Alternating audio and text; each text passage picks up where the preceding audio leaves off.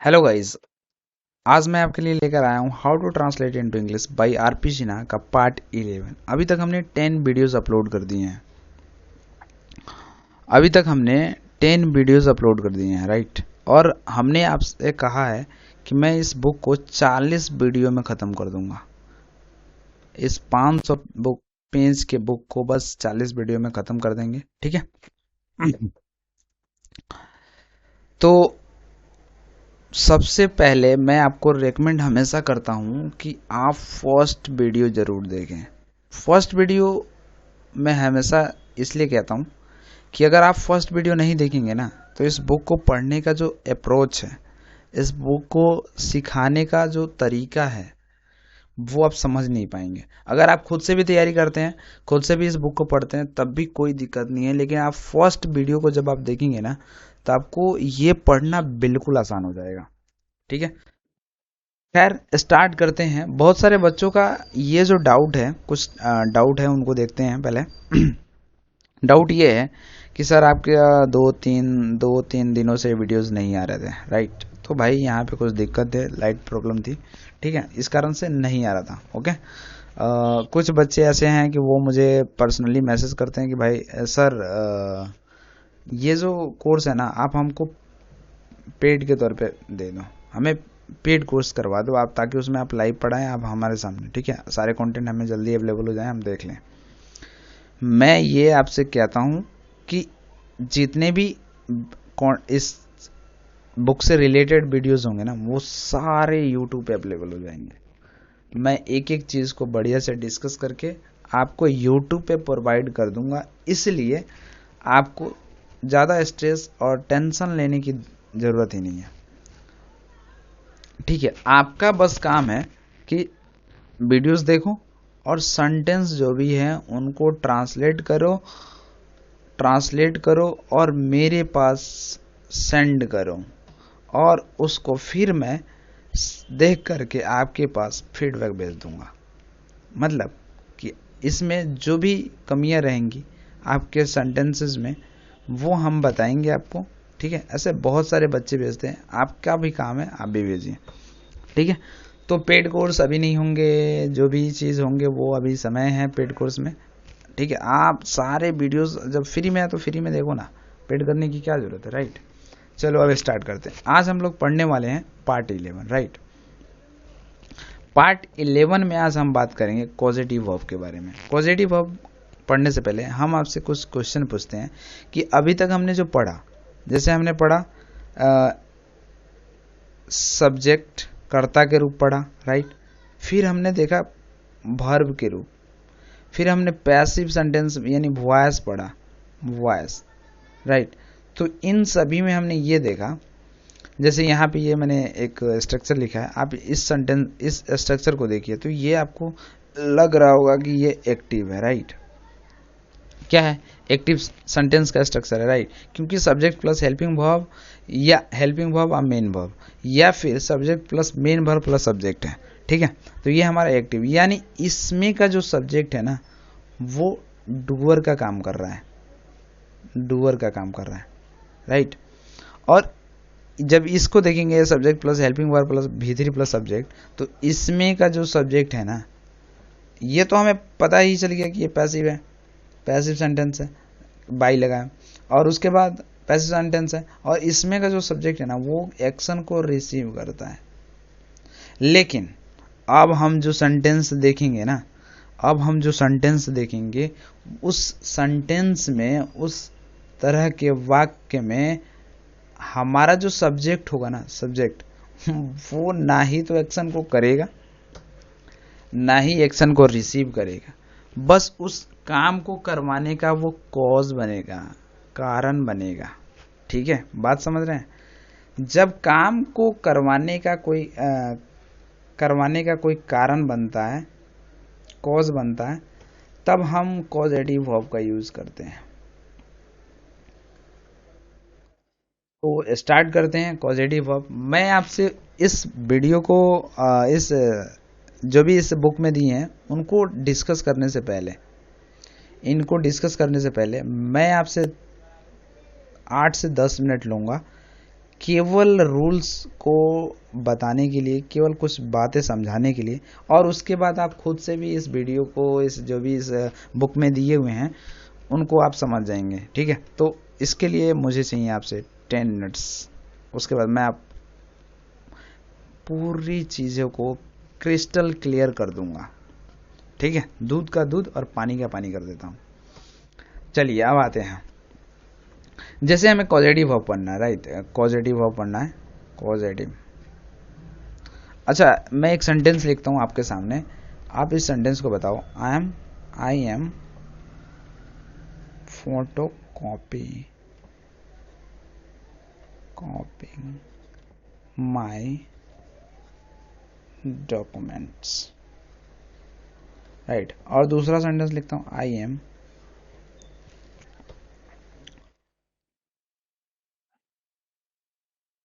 Getting my documents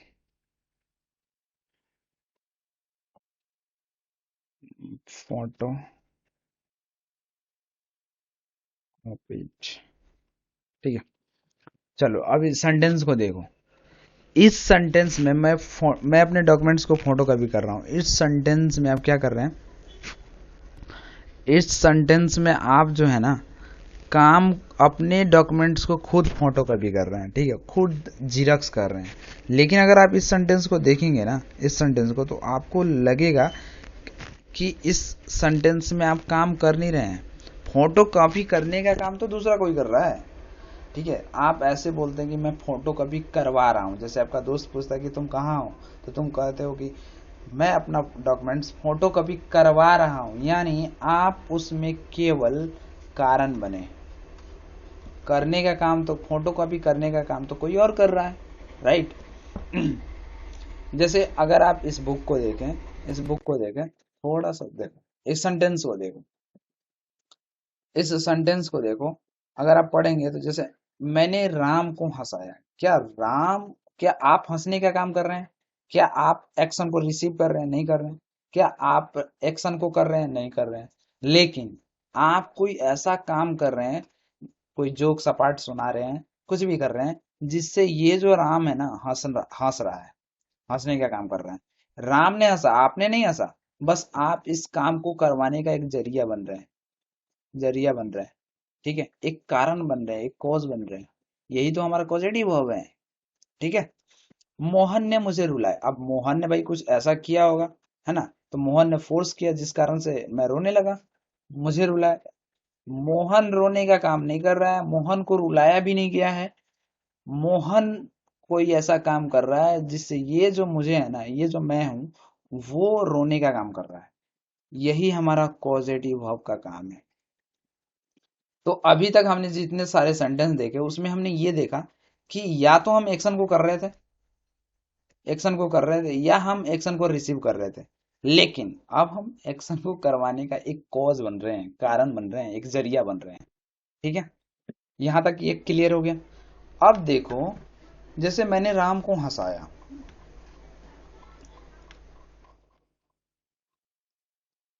अब देखो, जैसे हमने मैं यहां पे लिखता हूं, इधर लिखता हूं, मैंने राम को हंसाया। ठीक है, ये बुक का जो सेंटेंस में उदाहरण दिया था वही लिया हमने। ठीक है, हम तो किसी भी सेंटेंस को, एक्टिव हो या पैसिव हो, हम उसको अलग अलग टेंस में बना रहे थे।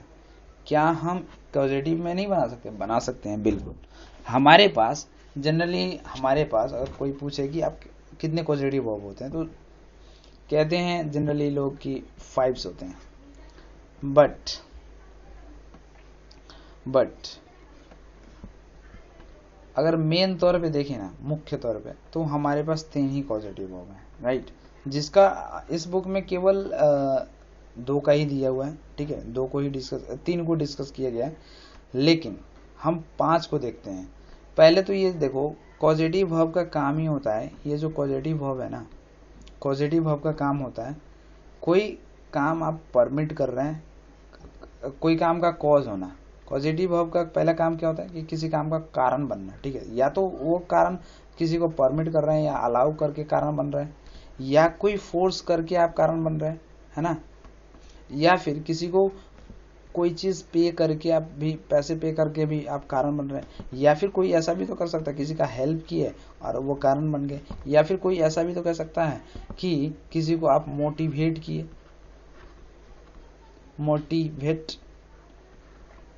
मोटिवेट किए, तब भी आप कारण बन रहे हैं। जब आप परमिट करें, अलाउ करें, तब आप यूज कर सकते हैं लेट को, ठीक है। जब आप कोई काम करवाने के लिए किसी को फोर्स कर रहे हैं तब आप यूज करें मेक को,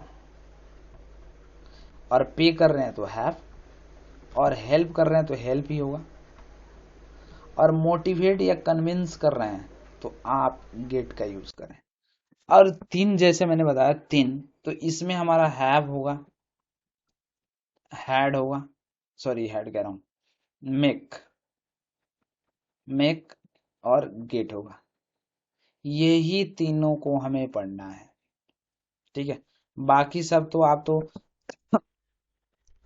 जैसे ये लेट है ना, लेट और ये हेल्प है, ठीक है, ये जो है ना, ये पॉजिटिव वर्ब है नहीं, लेकिन पॉजिटिव वर्ब की तरह बिहेव करते हैं, ठीक है। अब देखो टेंस हम जब अलग अलग यूज करेंगे, तो जैसे हमारे पास वर्ब क्या है, जैसे हमारे पॉजिटिव वर्ब है, पहले हम अलग अलग टेंस में देखेंगे तो थोड़ा सा इनका रूप भी देख लें। जैसे हमारे पास एक है मेक, एक है हैव, हैव, और एक है गेट, ये है। अब देखो इनको हम अलग अलग टेंस में यूज कर सकते हैं, तो कभी टेंस में V2 का यूज करना पड़ता है, कभी V3 का, ठीक है। तो अगर हमें V2 का यूज करना है तो मेक का तो V3 मेड होता है, V2 मेड होता है, और इसका होता है हैट, और इसका होता है गॉट। इसका होता है V3 मेड ही, और इसका होता है हैड ही, और इसका होता है गॉट ही, ठीक है। अगर आप हेल्प की लेते हैं हेल्प, तो ये हेल्प हो जाएगा, और इसका V3 भी हेल्प हो जाएगा। अगर आप लेट का लेते हैं लेट का, तो ये लेट ही रहेगा, तीनों सेम ही होते हैं, ठीक है। तो अब हम इनको देख लें, तो अगर हम इस सेंटेंस को जैसे हमें ट्रांसलेट करना है, तो ये तो राम, ये तो पता चल गया ना, ये पॉजिटिव सेंटेंस है। पॉजिटिव सेंटेंस जब ये क्या कह रहा है कि मैंने राम को हंसाया, ये केवल कारण बन रहा है हमारा सब्जेक्ट, सब्जेक्ट तो यही है लेकिन ये कारण बन रहा है, हंसने का काम तो राम किया, ठीक है। तो ये अब हमें पता करना है सब्जेक्ट, सब्जेक्ट पता चल गया, फिर पता करना है कि ये टेंस कौन से काल में जा रहा है, तो पास्ट सिंपल में जा रहा है, पास्ट सिंपल में, और पास्ट सिंपल में जब जाएगा तो हमें V2 की आवश्यकता होगी, और V2 की आवश्यकता होगी तो हम V2 से बनाएंगे, तो आई मेड, V2 तो मेड होगा ना, अब मेड, अब कोई भी सब्जेक्ट, कोई भी पॉजिटिव वर्ब हो, हमें पॉजिटिव वर्ब हो कोई भी हमारे पास, उसके बाद ऑब्जेक्ट लिखना है। अब इस ऑब्जेक्ट हमारा क्या है, राम है। देखो स्ट्रक्चर भी आपको बताते हैं, सारी दुनिया को छोड़ दो, बस आप याद रखो कि सब्जेक्ट चाहिए, सब्जेक्ट चाहिए, उसके बाद जो भी कॉजेटिव वर्ब है, जो भी आप कॉजेटिव वर्ब डिसाइड कर रहे हैं, ठीक है, वो, उसके बाद ऑब्जेक्ट, उसके बाद आप वर्ब को लिखो। वर्ब में भाई कभी हम टू इन्फिनेटिव को लिखते हैं, V1 तो लिखना है हमको, कभी टू इन्फिनेटिव को लिखते हैं, कभी टू इन्फिनेटिव को नहीं लिखते हैं। अब कहाँ पे टू इन्फिनेटिव लिखेंगे, कहाँ पे टू इन्फिनेटिव नहीं लिखेंगे, ये बात डिस्कस करने वाले, ठीक है। तो अगर हम मेक पॉजिटिव वर्ब का यूज करते हैं तो हम टू का यूज नहीं करेंगे। अगर हम हैव का यूज कर रहे हैं ना, हैव का, तो हम टू का यूज नहीं करेंगे। अगर हम लेट का यूज कर रहे हैं ना, तो हम टू का यूज नहीं करेंगे। हेल्प कर रहे हैं हेल्प, तो टू का यूज कर भी सकते हैं और टू का यूज नहीं भी कर सकते हैं। टू का ही, अब ही नहीं कि टू कैसे, टू कहाँ पे कह रहे हैं, जैसे आप लिखते हैं ना टू गो, टू कम, तो यहाँ पे ये टू नहीं लिखना है। लेकिन अगर आप गेट का यूज करते हैं ना, गेट का, तो यहाँ पे आपको टू का यूज करना है, टू गो लिखना पड़ेगा आपको, टू गो। चलिए आप ऊपर वाले को सेंटेंस, जो सेंटेंस बचा है उनको देखते हैं। आई मेड, क्या है, आई मेड। अब हमारा ऑब्जेक्ट क्या है, राम है, तो राम लिख लेते हैं। मैंने लिख लिया यहाँ पे राम, राम। अब हमें मेक के साथ टू इन्फिनेटिव नहीं लिखना है, तो हंसना का क्या होता है, लाफ होता है, तो लिख लो केवल लाफ। आई मेड राम लाफ। अगर हम इसी सेंटेंस को अगर हम गेट से बनाते हैं, हैव से बनाते हैं, तो उनको भी देखो। I get Ram. अब हमें पॉजिटिव वर्ब गेट के साथ टू लगाना है, तो टू लाफ लिखेंगे।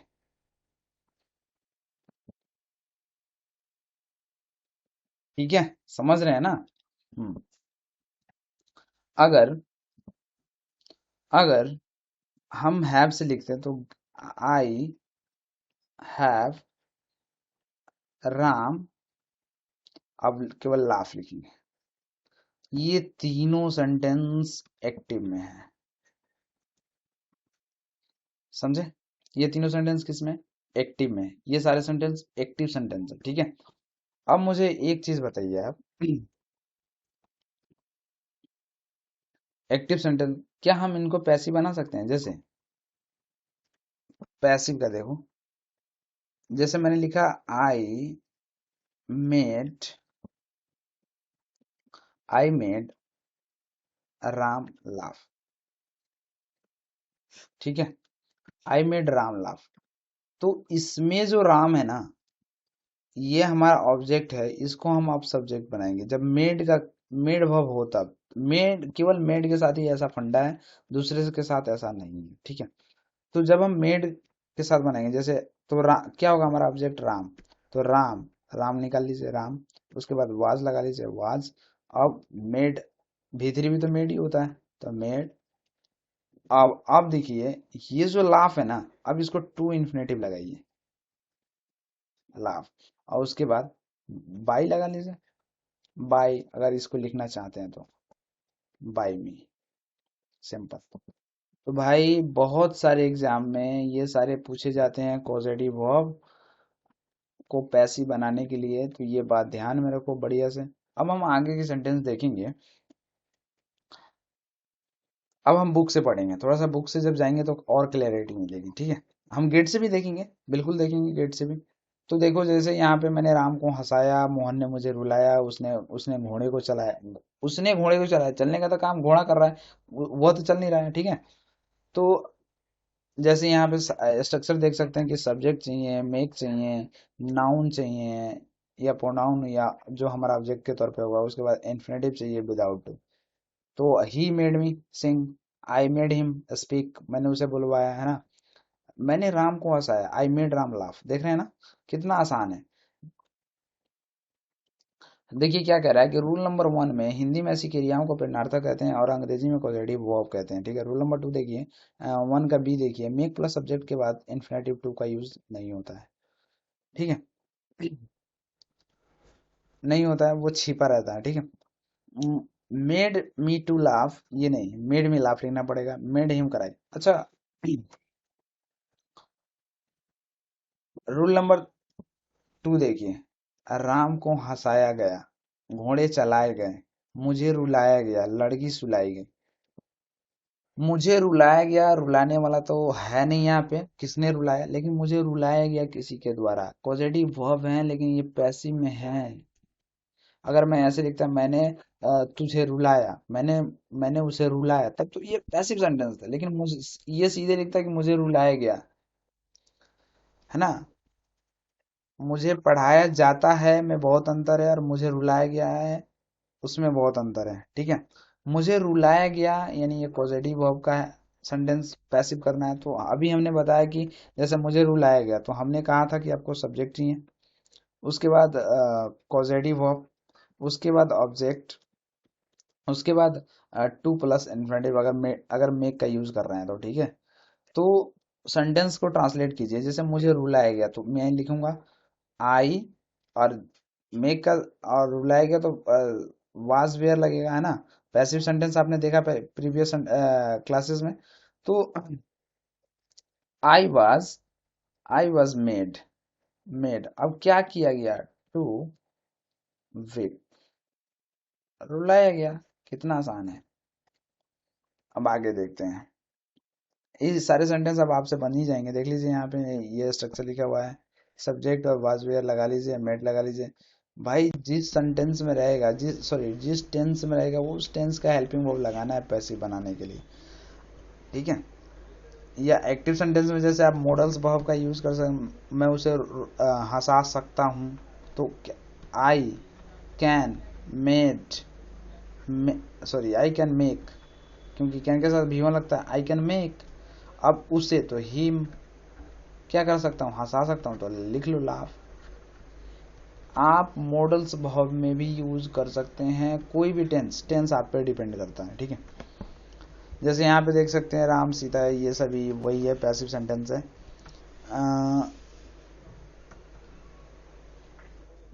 जैसे राम सीता को हंसाया जाता है, Ram Sita is made to laugh, लड़की नचाई जाती है, a girl is made to dance. तो आगे बढ़ते हैं, इसमें कुछ है नहीं, मैंने कुछ छोड़ा है उसको मैं अगले सेंटेंस में बताऊंगा। ये काम आपका है, इसको सेंटेंस को ट्रांसलेट कीजिए और मेरे Telegram channel English with Manish पे भेज दीजिए। नेक्स्ट वीडियो में हम इसको डिस्कस करेंगे, क्योंकि पहले दिन हम रूल्स को डिस्कस करते हैं, दूसरे दिन हम ट्रांसलेशन को देखते हैं। अगर इस रूल में देखें, रूल नंबर 2 में, तो पॉजिटिव वर्ब के एक्टिव वॉइस में मेक के बाद इन्फिनेटिव चेंज छिपा रहता है, यानी टू नहीं यूज करते हैं। दूसरे में अगर देखें तो पॉजिटिव वर्ब में पैसिव में मेक के बाद इन्फिनेटिव प्रकट हो, जो मैं आपको बता दिया। अब इस तरह के सेंटेंस को देखो। अब रूल नंबर 2 देख लिया हमने, 3 देखिए। रूल नंबर 3 में ये कह रहा है कि राम ने पत्र लिखवाया, मोहन ने सड़क बनवाई, मैंने बाल कटवाया, उसने पेड़ लगवाए। अच्छा मुझे ये बताओ पहले, ये सेंटेंस एक्टिव है या पैसिव है? अच्छा चलो ठीक है, राम ने पत्र लिखवाया, क्या पत्र जो लिखने का काम है मैंने तो किया नहीं। अगर राम ने, जैसे राम बोल रहा है कि राम ने पत्र लिखवाया, तो क्या पत्र राम तो लिख नहीं रहा, और पत्र खुद भी नहीं लिखा जा सकता है, यानी ये काम पैसिव में है, ठीक है। तो ये काम किस में है? पैसिव में है। फिर से सेंटेंस, दूसरे सेंटेंस को, मैंने बाल कटवाया, मेरे बाल काटे गए, लेकिन बाल जो काटने का काम है ना, मैंने खुद भी नहीं किया, और ना ही ये बाल खुद कट सकते हैं, है ना। काटने का तो काम जनरली हम जानते हैं कि मोची ने किया हो, सॉरी जो भी हजाम वगैरह होते हैं उन्होंने किया होगा, बाल काटने वाले का काम है। तो भाई ये बात समझो कि ये सारे सेंटेंस है ना, ये पैसिव में। और हमने एक्टिव का स्ट्रक्चर अभी आपको बताया कि एक्टिव का स्ट्रक्चर ये होता है कि सब्जेक्ट होगा, उसके बाद कॉजेटिव वर्ब होगा, उसके बाद ऑब्जेक्ट, क्योंकि कॉजेटिव वर्ब है तो उनके साथ ऑब्जेक्ट आना लाजमी है, ठीक है। उसके बाद V1 में इन्फिनेटिव, विदाउट इन्फिनेटिव वो आपको कॉजेटिव वर्ब के अनुसार चुनना है, ठीक है। अब हमारा जो पैसिव, ये तो हमारा एक्टिव है, लेकिन अगर हम पैसिव का देखें, पैसिव का, तो वो होगा हमारा सब्जेक्ट तो यही रहेगा, मोहन ही रहेगा, राम ही रहेगा, मैंने ही रहेगा, उसने ही रहेगा, सब्जेक्ट हमारा यही रहेगा, ठीक है। लेकिन सब्जेक्ट प्लस कॉजेटिव वर्ब, उसके बाद ऑब्जेक्ट, और उसके बाद V1 की जगह V3 लगाना है। केवल मेक के साथ हमने ऊपर जो बताया वो पैसिव उस तरह से बनेगा। और जब हम हैव और हैज का यूज करेंगे ना, सॉरी हैव और गेट का यूज करेंगे, तब हमें पैसिव इस स्ट्रक्चर से बनाना है। तो ये सारे सेंटेंस पैसिव में थे। जैसे राम ने पत्र लिखवाया, राइट, तो राम ने पत्र लिखाया, सब्जेक्ट हमारा राम, लो राम लिख लिया हमने सब्जेक्ट के तौर पे राम लिख लिया। अब इसके बाद आने वाला पॉजिटिव वर्ब, लिखवाना, लिखवाया, ये तो सिंपल पास्ट में है। अगर हम गेट का यूज करते हैं तो गॉट लिख लेंगे, अगर हैव का यूज करते हैं तो हैड लिख लेंगे, ठीक है। यहां तक क्लियर है। अब ऑब्जेक्ट कौन है? पत्र है, तो पत्र लिखो, और लेटर, अब लेटर तो खुद लिख नहीं सकता अपने आप, ठीक है, पत्र तो खुद ही लिखा नहीं सकता, किसी के द्वारा लिखा होगा, तो लेटर, इसलिए रिटन लिखा जाएगा क्योंकि ये पैसिव होता है।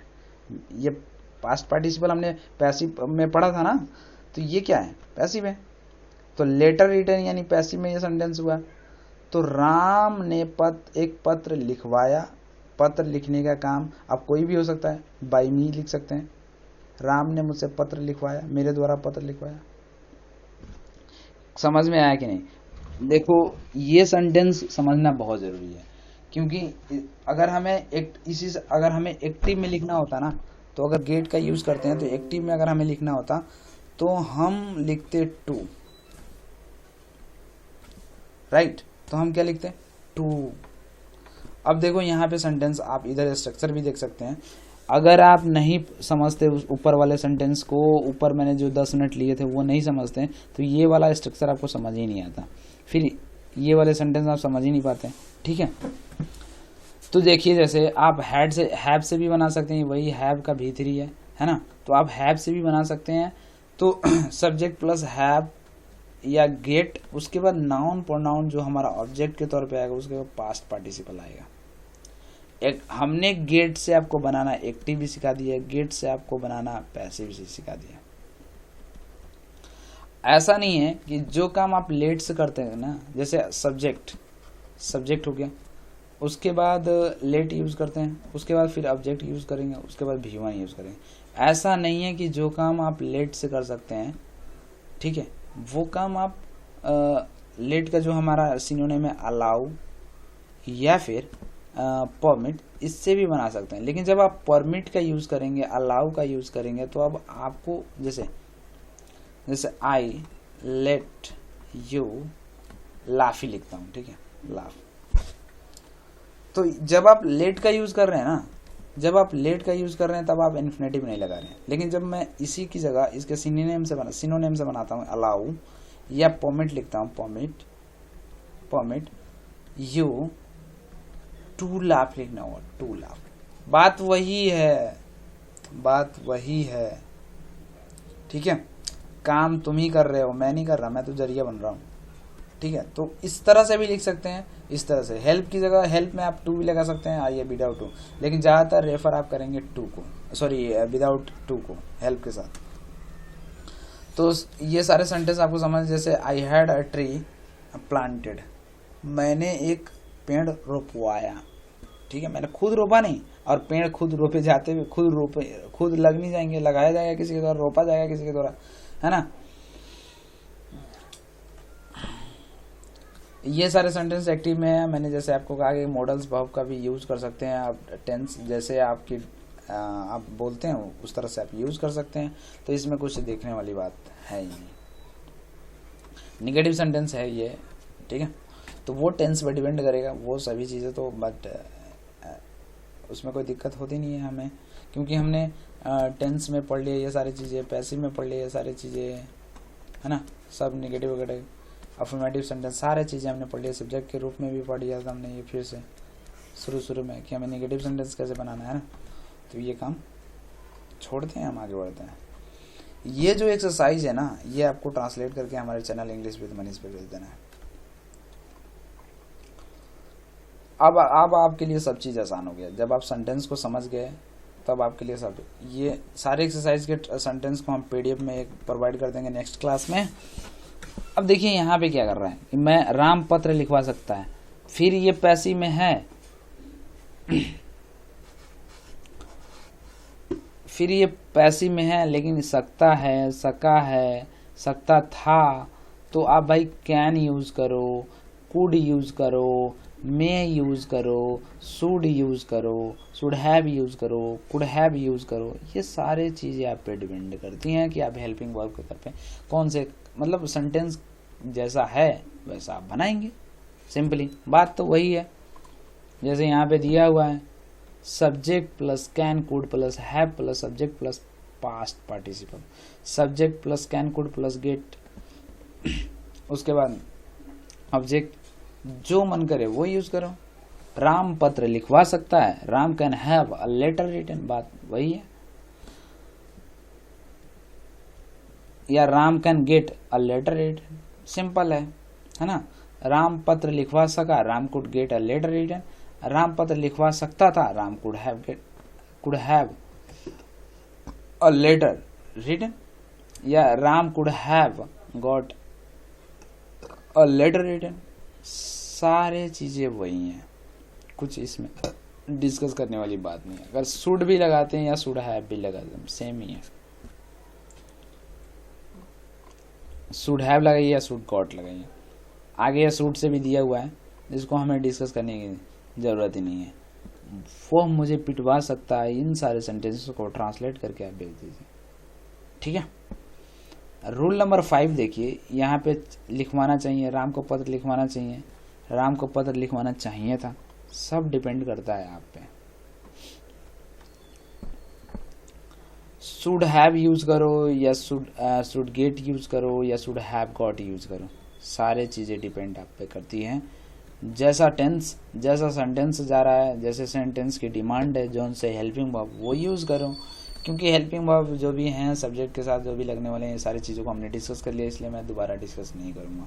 आपका काम है इन सेंटेंसों को गलत या सही ट्रांसलेट करो और मेरे पास सेंड करो, या फिर नेक्स्ट वीडियो में एक्सरसाइज के सॉल्यूशन देख लो, और मैं PDF प्रोवाइड कर दूंगा इस सेंटेंस के, ठीक है गाइज। आगे बढ़ते हैं। ये सारे सेंटेंस हैं, आपको ट्रांसलेट करने हैं, बहुत ही ईजी हैं, आप ट्रांसलेट जरूर कीजिएगा। उसके बाद ये सारे हैं, कह रहा है कि put a tick by the right words, जो भी इसमें सही वर्ड्स होंगे, जो भी उनके सामने आपको टिक करना है ऐसे, ठीक है। यानी आप इस सेंटेंस को सही बनाकर मेरे पास सेंड कर दीजिए सिंपली। चलिए अब इस क्लास को यहीं पे स्टॉप करते हैं, नेक्स्ट वीडियो में मिलेंगे हम आपके साथ एक्सरसाइज सॉल्यूशन के साथ, ठीक है। तब तक के लिए धन्यवाद, जय हिंद।